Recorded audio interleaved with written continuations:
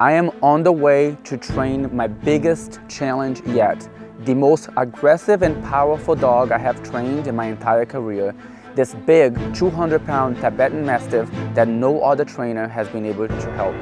And I'm on the way to do my very first training session with him.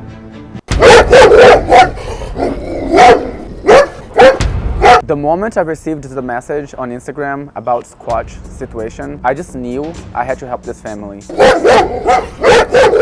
The moment that I met Squatch, I knew I had my work cut out for me. He was going to be my biggest challenge yet.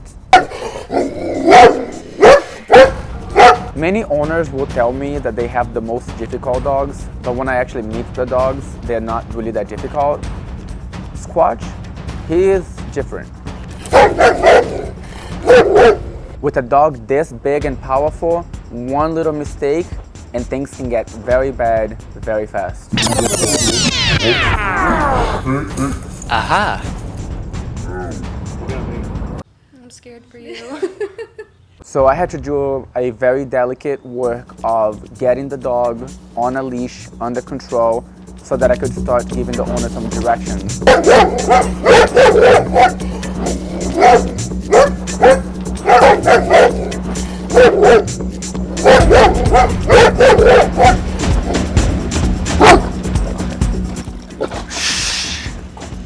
I'm gonna make my way in now. Hey. He's extremely smart too. He's trying to chew the leash as fast as he can. Yep.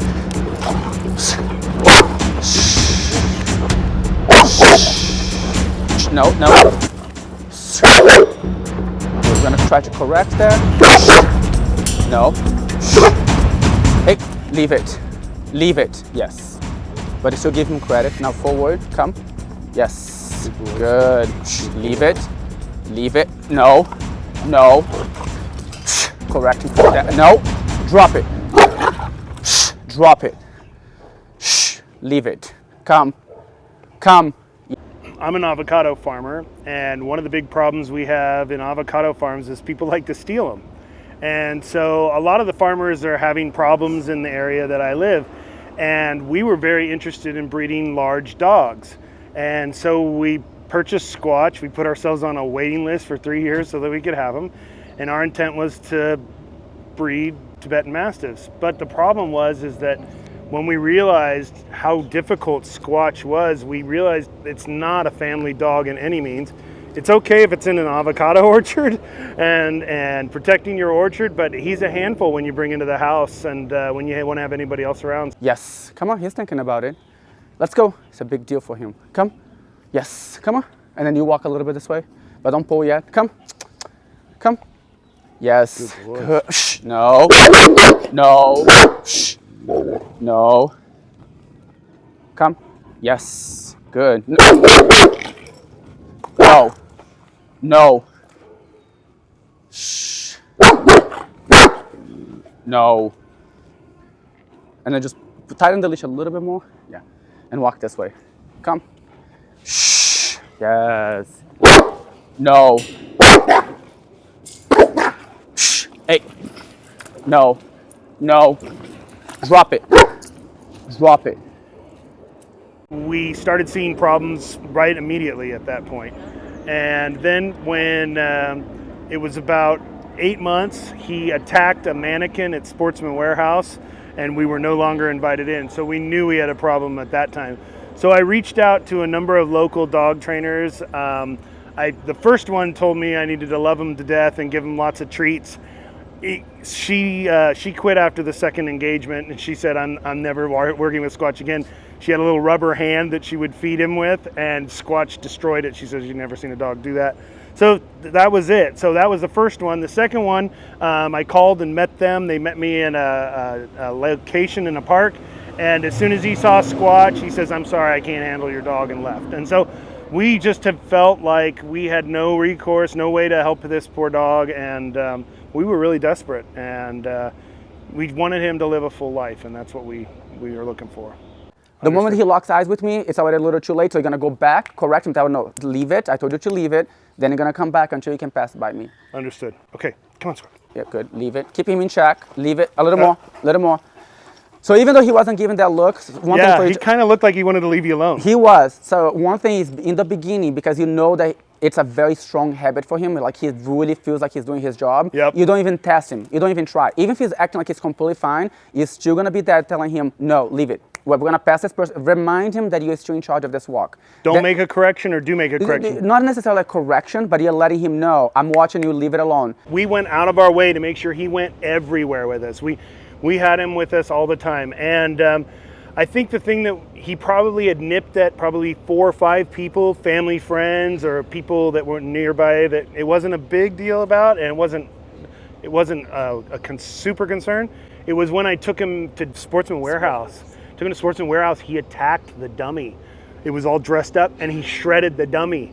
And they're like they had all loved him. They always welcomed him in, everybody knew him, and they're like, I don't think we can have Squatch back in here. And I'm like, I agree. Okay, this time as you pass by, I'm going to be making some more movements. Come on.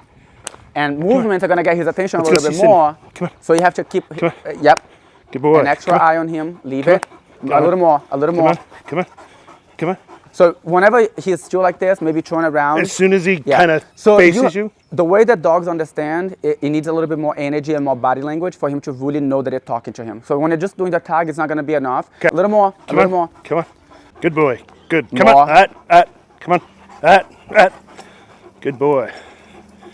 Okay, Good. let's give him a break. We got to practice.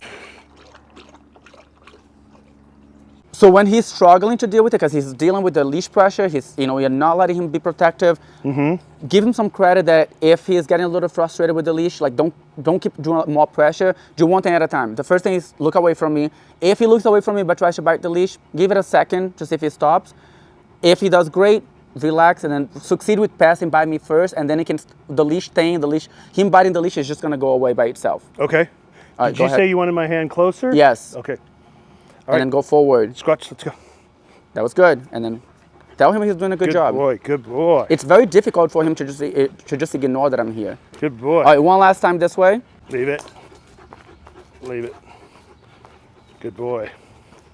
He still is responding, he's following, so that's, you're not gonna get 100% right away. So we give him credit for... No, we've already gotten way further than we've ever gotten with him, so... Yeah. It was very important to get Squatch owners to understand the importance of leash training and overall obedience before we can accomplish anything else.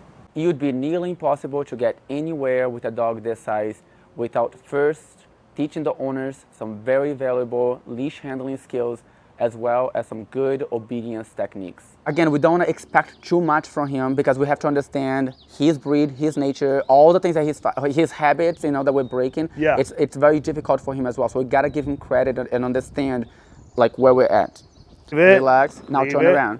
Leave it. Come on. Turn around all the way. Good boy. Perfect. That was great. Good boy. That was beautiful right there. You have to think about it this way. Like right now, he's looking at me, he's getting triggered, right? So he's thinking that he's doing his job. Then he's so focused on me and all he feels is yank on the leash, pressure on the leash. Mm-hmm. Instinctively, he's gonna fight that. That's why he's biting the leash. He has no communication, he has no understanding of anything. He just feels this leash tension. He's basically telling the leash, back off, and he's biting the leash. He's getting frustrated because he thinks he's doing his job and the leash is stopping him. If you can tell him first, verbally, leave it, use your body language, communicate with him, and then the leash pressure only comes as a way to reinforce it. Now you gave him an understanding, you told him to leave it. When he doesn't leave it, you reinforce it with the leash pressure. When you're bringing him, he's already invested into me, he's already very forward. So turn him around, right now when he's calm, turn him around, come on. But tell him, leave it. Leave it, come on. A little bit more in control, that's when you have to establish more in control. Pull him to the other side of the road right away. Come on, let's go. Come on, over here. Over here. Firmer, come on. Little firmer. Good boy, Come on, let's go. Keep coming over here. Good boy. I'm giving more space. Come on. Leave it. Good boy. Leave it alone. Leave it alone. That was great. Good boy. That was great. It was not easy for him, but that was great. Because that was the first time, again, that he's actually processing what's going on. And so the difference was, when you come every single time before, you just went forward, he was already paying attention to me, and then you're trying to make him pass by me as quickly as possible, and he's getting very tense. He's getting very agitated. When you went back this time, when you turn around and he's calm, you want to be really, I call this managing the dog. You tell him leave it until you pass all the way by me, but he's already in that calm state of mind, following that kind of state of mind, instead of when you turn around and he's looking at me and you keep going. It's going to only build up more tension. Right. If we can do that one more time, so you're going fast again. Yep. Slow down, tell him to leave it, give him time to process what's going on. Let's go. Leave it. Leave it. Right leave there. it. That's good, stop. Leave it. Leave it. Leave it. Good boy. Perfect. Good Now I'm going to do that, going back this way. So remember, see when you went slowly there, he's having a chance to understand what you're asking from him. Leave it. Leave it. Good Very boy. good. Tell him he did a boy. good job. Leave it. That was good. Good dog. Squatch. No. Let's go. Okay, don't pull as much, just tell him verbally. Come Leave on. it. Good boy. Come on. Leave it. Good boy. Leave it alone. Leave it alone. That's it. Good boy. Leave it. Good boy. Leave it. You're going to pass Nice right by dog. me Good right boy. now. Leave it alone. Good boy. Keep going. Keep going. boy. Leave it. Good boy. Come on. Leave it alone. Good boy. Good That dog. was great. That was great. That was great. Yeah. All right, so you can go and put him in the Yep. car, then I'll meet you outside. That was great. Come on, boy. This concludes my first training session with Squatch. The owners now have some homework to practice with, including the leash handling skills, obedience, as well as conditioning Squatch to a very good muzzle, and I look forward to seeing them again within the next week for session number 2. In preparation for this, we were all very nervous. We were concerned for your safety of the handlers, and we were concerned for our safety because as you could see, he was biting at me just as much. And so that was really something that we were thinking of when we got here. And I was really impressed with kind of like how you managed the whole engagement from the beginning to end. You manage the risk by putting everybody in the places that they need to be. You got the right facility for us to engage with the dog. You were explaining all the things, breaking down what I needed to do. There were a lot of obvious instructions coming to me all at once, but I felt like, you addressed it, you broke it down, so I didn't get completely overwhelmed, so that was really helpful. You made the dog, I feel very comfortable in general. I know you were approaching it such, but it wasn't in an aggressive way. And I think we were concerned. We didn't want Squatch to be, traumatized by this. And I was actually really impressed with how untraumatized he really was. I felt like there was reason behind what everything you gave me had a great reason for what it was doing. I felt like towards the end, he was really starting to relax, and I think it was quite helpful. I'm really excited to do the exercises and move forward.